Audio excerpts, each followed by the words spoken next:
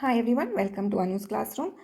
In today's video, we'll be discussing on the important questions and their possible answers from MMPC 14, that is Financial Management, Unit 2. Unit 2 deals with the time value of money. So let's get started. The first question in this video is, what do you mean by the time value of money?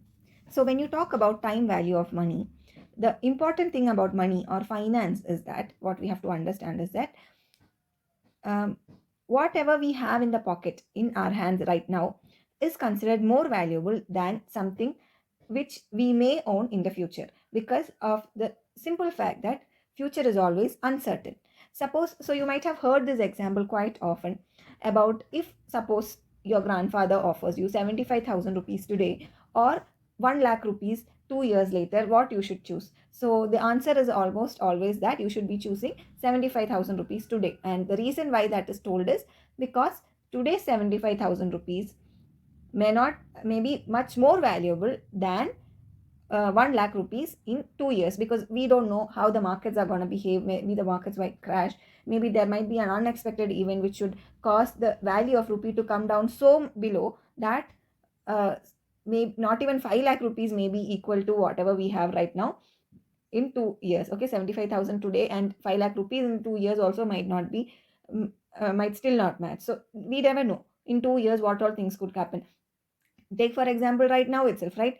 2 years ago, that is now it is 2022. Let's say in 2019 at this time, nobody would have thought that in 6 months of time we are all going to go into lockdown, right? Not even 6 months, in 4 months, right? So that's what it is. It is very uncertain. So that is the main reason why financial analysts, and when you're talking about finances, we started considering time value of money. When we learned accounting for managers, we have touched upon few concepts like there will be appreciations and depreciations, right? um, like assets like maybe cars or laptops or phones, machinery, they get depreciated in after a few years, whereas assets like land, uh, especially you can say, yeah, land, mainly land, or maybe a flat, or investments like that, buildings, such things might be appreciated, that is their worth might go up in value because they are very scarce, especially land, right? Land is a fixed asset. You can only have this much amount of land on earth at any given point of time, right, without causing a havoc and massive climatic changes. So definitely, land being a fixed asset, with population boom, you are hard pressed to find more and more land, meaning you'll be in a position to get more out of your land than when the population was not this much. Correct.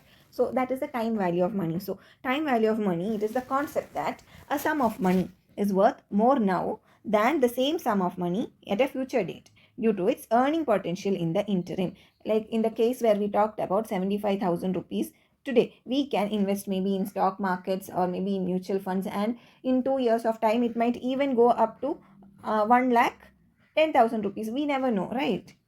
So that is the earnings potential that we are talking about. Okay, so the time value of money, it is a core principle of finance, and therefore a sum of money that which is in hand, because it is sure, it is there with us, it becomes much more of a greater value than a sum that could be paid in the future. And this time value of money is also referred to as the present discounted value. The formula for calculating the time value of money is, if future value is represented as FV, then the present value, future value is equal to present value times 1 plus I by n whole raised to n into t, where I is the interest rate, n is the number of compounding periods per year. Like for example, if the interest is compounded annually, that means the number of compounded periods per year is 1. If your interest will be compounded quarterly, let's say quarterly, then the number of compounding periods per that year will be 4. So that is the difference in n. Okay, and t is the number of years. So if you like this content, if you are new to the channel and if you haven't subscribed yet, if you like this content, then consider subscribing as well as sharing with your friends. We are planning a lot more videos on MMPC series from IGNOU, both first semester and second semester, and we are also planning for the remaining semesters as well, as much as possible. So in case you find these videos helpful, do definitely consider subscribing. It will help me as well. It will be a source of encouragement for me to put out more videos that could help you out in your IGNOU journey. So let us move forward in our discussion anyways. Explain the relevance of time value of money in financial decision making. So this unit 2, as I said, right, it is entirely talking about time value of money. So almost all the questions that you will see will be related to the time value of money. So the relevance of time value of money is that this time value of money is used extensively in financial management by financial managers as well as financial advisors to know or to analyze the best mix of internal funds and external funds. Okay, the mix of internal funds are the equity or the retained earnings which we have right now, and external funds come, or debt funds, they come with a cost, right? Whether it be equity or whether it be retained earnings, they are our money, the firm's money. We are not liable to pay any interest on it, right? We might pay dividends or we may not pay dividends to our shareholders, equity holders, but that is totally a business decision, a finance decision. We, as is the definition of equity, it is the firm's own money, and the firm is not liable to pay any kind of an interest or a dividend on it. If it pays, well and good. If it doesn't pay, then it is part and parcel of the game. You are expected to handle that as well, right? The equity holders, that is. But when we come to external funds may be the loans that you take from borrowers, or the amount of money you are sourcing from venture capitalists or angel investors. Okay, so if you don't know what a venture capitalist or an angel investor is, not to worry.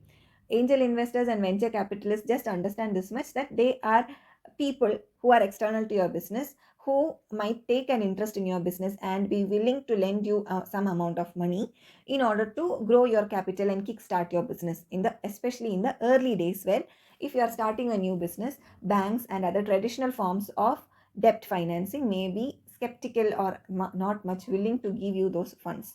Okay, so they are external funds. So what happens, even if you're taking a bank loan or if you're sourcing your finance from venture capitalists or angel investors, is that they expect, or you are liable to pay them back their money with interest. Okay, compared to angel investors or venture capitalists and such, the bank's interest rate is much lower, but nevertheless you are supposed to pay money to them, right? So as an investor, when you are trying to understand, or as a, not investor, sorry, as a finance manager of a firm, you will need to find out what is the best mix of how much equity, how much debt, and if debt, then from which all sources of debt should I take, by considering all these interest factors. And when it comes to these loans, they all come with a time period, right? Maybe the loan could be that you have to pay back in 5 years, or maybe 10 years, 20 years, whatever it is, depending upon the tenure that you and your debt financiers might have discussed and decided upon. But whatever that period is, at the end of that period, you will be liable to pay them back all their money what you have initially borrowed today plus interest rate, right? So then what you'll have to do is you'll have to find out what the time value of money would be, what would be the future projected value at the end of that period, and whether having to pay that much interest to them, is it worth or not. So all those kind of considerations have to be calculated in order to find out the best mix. So the time value of money will assist in determining the impact and effect of this debt owed by businesses on the earnings and profits that we would make in that period of time. And because the future value is always unknown, this time value of money is very essential for managing the funds and generating profits from a corporation. So those are a few relevance of time value of money in financial decision making, and how you would use this time value of money in financial decision making. So the next question is, explain the concept of future value and describe how it is calculated. Bring out the difference between future value and present value. This is an important question because it has come in the previous year's, previous term and examination. That is the June 2022 examination. This was a question asked. So what is future value? It is a sum of money it is the amount of money which we will get in the future if we invest it today. So it is the sum of, if it is what a sum of money that is invested today will become over time at a certain rate of interest. It is very important to investors as well as financial planners, because they use it to estimate how much an investment made today will be worth in the future. There are many ways of calculating the future value of an asset, but the most common is the simple interest method and the compounding interest method. So how is the simple interest method? According to simple interest method, future value is present value into 1 plus the rate of interest multiplied by the time. Then using compound interest, the future value will be the present value times 1 plus the rate of interest raised to the time. So this is how the simple interest and future compounding interest we can calculate the future value of money. Now, what is the difference between the present value and future value? Present value is the current worth.